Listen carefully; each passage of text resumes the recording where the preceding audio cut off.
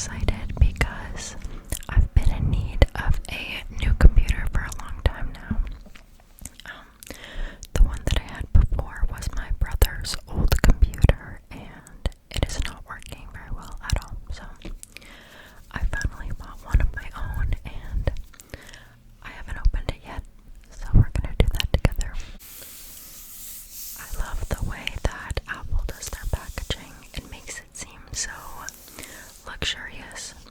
And actually, I was reading the Steve Jobs biography, and it's really interesting because he was quite an obscure person.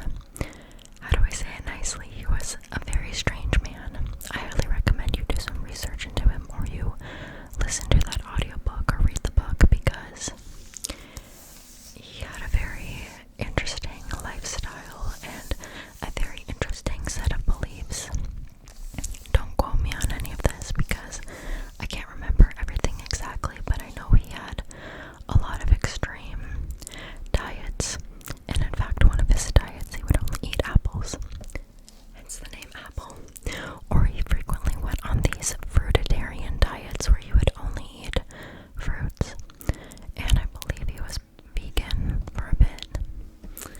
And he kind of was rather unprofessional and had a temper.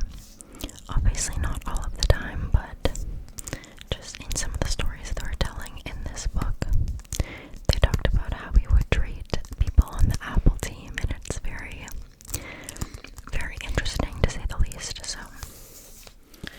anyways, all that being said, something that I did really care about was creating this experience for the people who purchases computers or Apple products, and feeling like when you even just look at the box, like you're part of something exclusive, or you're owning this luxurious product. It's not just the computer itself, it's almost like the way it makes you feel even when you just look at the box, which is so interesting.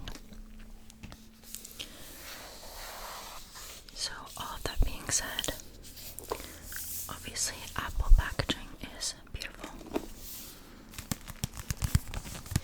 Even the box that this came in the mail, it was really nice. So the one that I purchased is the MacBook Neo, and I feel like there was lots of controversy with this. Well, I guess not controversy, but just it became popular because it's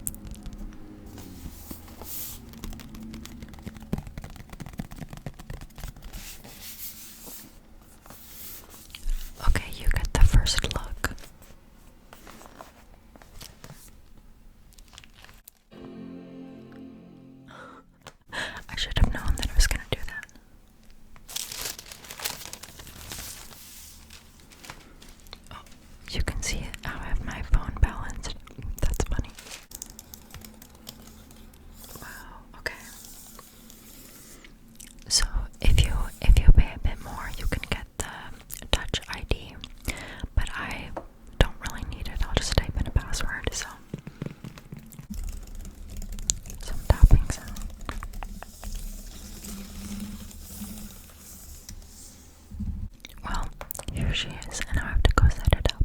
This is the charger that it comes with. I like that it's kind of like rope material. It's interesting. The other one I have is a completely plastic cord. And then it also comes with this. This looks so much more like a phone charger. Is this the same charger that you use for the phone? Guys, I fear that I sound like a boomer or something because I actually don't know. I don't know much about computers, or I guess no, I know enough, but I'm not like up to date with all of the new products and stuff like that. Yeah.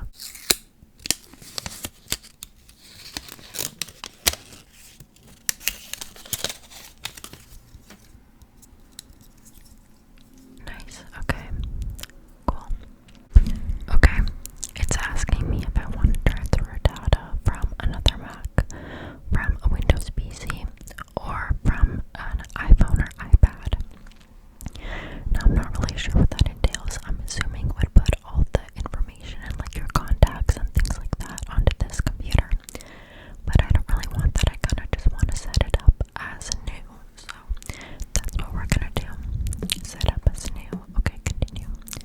And then it's asking for accessibility. I guess, oh, it says you can adapt your Mac to your individual needs.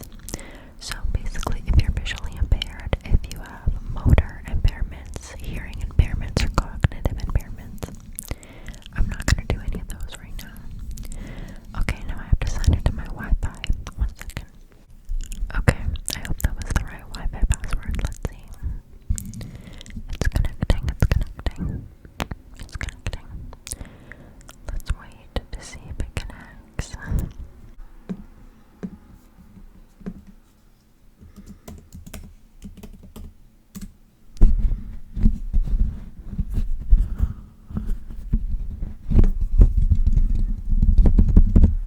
Okay, I needed to go find out what my Wi-Fi password was, and now I'm back because I figured it out.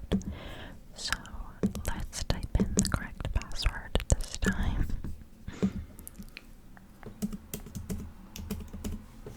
Okay, now it's asking me to create a Mac account with my name and my account name.